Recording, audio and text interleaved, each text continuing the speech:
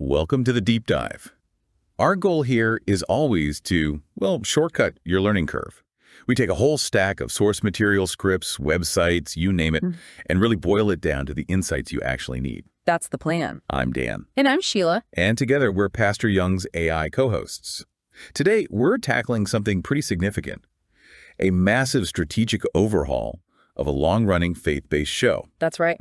We're focusing today on the evolution of Pastor Robert Young's spiritual podcast, and we've got some good stuff to work with. Our sources are quite comprehensive. We've got a new season script, the original website descriptions, and we've even done a deep dive into the recent episode list. So a good mix. Yeah, definitely. And taken together, they really map out this highly intentional, very strategic transformation. It's not just branding, it's delivery too. Okay, so let's unpack this then. Our mission today, specifically, is to figure out the why and the how behind this big change. We're talking about a podcast that's been around, not your parents' religion, right? And it's fundamentally changing its name, its core content focus, and its posting schedule. And this is all kicking off with Season 4, which launches on Sunday, October 5th. Right, and like you said, this isn't just, slapping some new paint on it. The sources suggest this is a complete strategic pivot. It looks like it's targeting a whole new stage of spiritual development for you, the listener. Exactly. It's a fascinating shift. All right, let's get into it. Section 1. The big rebrand itself. The name change and the thinking behind it. Okay. So the first thing you notice, the most visible change, is that name. The show started back in 2022, right? Yeah, 2022. And it put out 228 episodes under the title, Not Your Parents' Religion. Now, that's a title with some punch. Oh, absolutely. It's provocative. It feels like it was designed really to cut through all the noise online, maybe challenge some assumptions. And attract a certain kind of listener. Someone may be feeling a bit alienated or, not served by the more traditional church structures. Precisely. And if you look back at the show's history, like the sources let us do, that title was, it seems absolutely necessary for that initial phase. The materials are pretty clear that seasons 1 and 2 were really dedicated to what Pastor Young calls correcting misinformation and myths. Misinformation about? About the teachings of Jesus Christ specifically. So that original name, Not Your Parents' Religion, it was like the banner for this phase of intellectual correction. It was almost a cognitive exercise, debunking these long-held, often culturally ingrained misunderstandings about faith. Okay, so it starts out as this myth-buster or debunker phase. It's attracting listeners through maybe skepticism, intellectual challenges. Right, rigor. Rigor, yeah. So what's the risk then? If they keep that name, but the content starts shifting, what happens? Well, the big risk is a mismatch, right? A mismatch between what the name promises and what the show actually delivers. That initial title, Not Your Parents' Religion, it sort of implies constant confrontation, maybe intellectual friction. Yeah, like you're tuning in for debate. Exactly. And that draws in an audience that maybe wants to argue theology or deconstruct why institutions fail, that sort of thing. But the source material shows this really interesting transition happening in Season 3. Okay, what was that? Well, having sort of laid the groundwork, established the corrected theological knowledge from seasons 1 and 2, the content started shifting pretty heavily into guided meditations. Okay. Guided meditations, big change. Huge change. The core utility of the show, what it did for the listener, shifted fundamentally. It went from, let's say, intellectual correction to spiritual application. Hands-on practice. Gotcha. So the brand promise, the name started lagging way behind the actual product, the content being delivered. So if you keep the old name, you might be attracting those maybe more confrontational listeners, people looking for that intellectual fight. Yeah. Only to hit them with a guided meditation on inner peace. Right. It sounds like a recipe for audience churn, doesn't it? Even if the content itself, the meditation, is high quality, people are clicking, expecting one thing and getting another. That makes sense. It creates confusion, misalignment. Sounds like it would be terrible for keeping listeners engaged long term. Absolutely disastrous for retention. So the name change, when you look at it this way, it becomes this highly necessary strategic correction.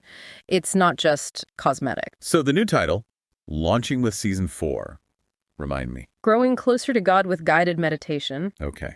Growing Closer to God with Guided Meditation. Much more direct. Very direct. And this is critical, like we said. The new name isn't really a pivot to a completely new topic. It's more like an official renaming to precisely reflect the content evolution that had already matured back in Season 3. That really reframes the whole strategic move, doesn't it? Mm-hmm. It's less like an abrupt U-turn and more like the sign on the building finally catching up to the business being done inside. That's a great way to put it. It's a delayed alignment of the brand identity with the actual core offering. It's a clear move from defining faith, what it is and maybe what it isn't, to practicing faith. How do you live it out day to day? And the marketing implications of that must be huge. Immense. Think about it. The old name, not your parents' religion, it acted almost like a filter, right? Designed to attract the maybe disenfranchised skeptic. Yeah. The new name, Growing Closer to God with Guided Meditation, that's also a filter, but it's designed to attract a different person, the proactive spiritual seeker, someone looking for tools. Right. The shift signals utility. It's saying, hey, if you actually want to achieve inner peace, if you want to deepen your connection with God, here's the tool. This is how. Exactly. And that's far more attractive to the kind of learner who values application and who wants results, rather than just, academic debate or theological arguments. It really seems like they made a conscious choice. They intentionally accepted, maybe losing some of that perpetually skeptical audience. Potentially. In favor of gaining this maybe more disciplined, results-oriented spiritual learner. It feels like a very smart focus on a specific utility, a niche, rather than just broad, provocative appeal that might not hold people. It's focusing the beam, sharpening the value proposition for a specific kind of journey. Okay, that makes a lot of sense.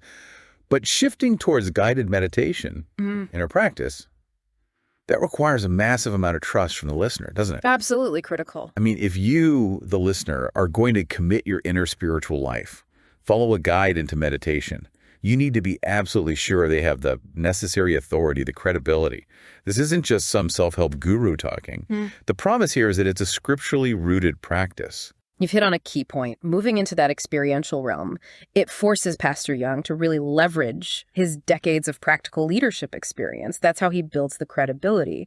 He has to show that this focus on meditation isn't just him hopping on some spiritual trend, Right. but that it's a discipline deeply rooted in extensive, functional, real-world Christian life and leadership. The website description, one of our sources, it really details his background, not just as a thinker or a theologian, but as a builder, someone who has actually done the work. Okay, so walk us through those specific credentials then. What are they highlighting to establish him as the expert guide for these, what did the source call them? Calming, reflective, and transformative meditative practices. Right. The sources point to 3 decades. That's a long time of hands-on operational ministry. First off, 30 plus years of church planting. Church planting, okay. Now, just think about the skill set required for that. It's not just preaching. It's organizational leadership. It's financial management, community building, incredible resilience when things inevitably go wrong. Yeah, that sounds intense. And just the foundational ability to translate these abstract faith concepts into workable, sustainable, real-world communities that actually function. That really is the difference, isn't it? It's like the difference between someone who discusses architectural theory and someone who has actually built skyscrapers for 30 years. Exactly. But why does that specific experience, building organizations, matter so much when the news show is focusing on something seemingly internal, like stillness and meditation? That's a great question, because the goal of Christian meditation, at least as it's presented in these sources, it's not just about personal escapism or navel-gazing.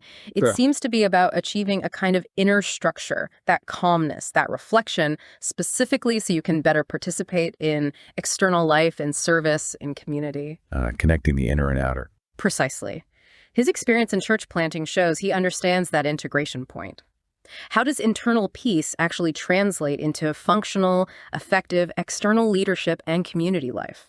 Someone who's successfully planted churches for 30 years, well, they demonstrate a pretty profound knowledge of applied spirituality, not just theoretical. That makes the connection clear. It links the internal practice to a tangible external outcome, which has got to be highly motivating for you if you're listening and thinking about committing to this. Yeah. Okay, what other credentials do the sources mention to shore up this authority? Well, we also see 30 plus years of mentoring other pastors. Mentoring pastors. Okay. Think about that.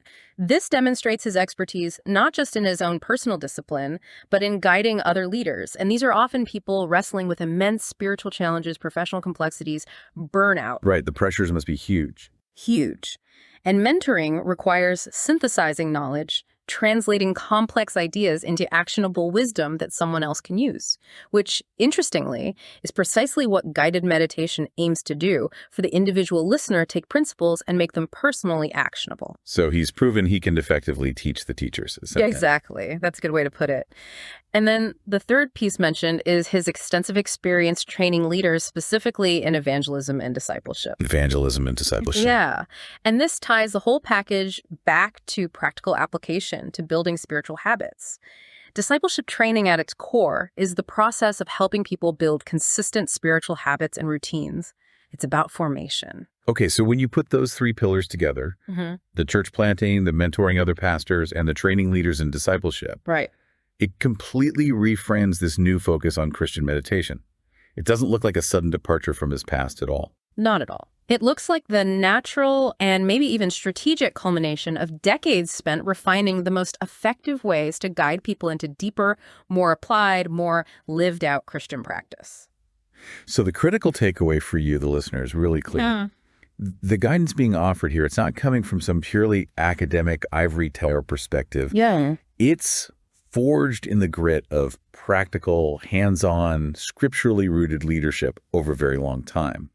And that immense authority, built over decades, allows them to move pretty quickly into the practical discipline itself in season 4, without needing to spend a lot of time justifying why they're making this shift. Yeah. The credibility is already established. Exactly. And that strategic foundation, that deep well of experience, is why you, as a learner considering this path, can likely trust the new direction. Even though on the surface, it might seem vastly different from the show's early debunking seasons. Yeah. The new approach isn't lighter. It's arguably a deeper spiritual dive. But it's guided by someone with a proven track record of operational success in applying faith principles. Okay, makes sense. So foundation established. Now let's turn to the structure itself.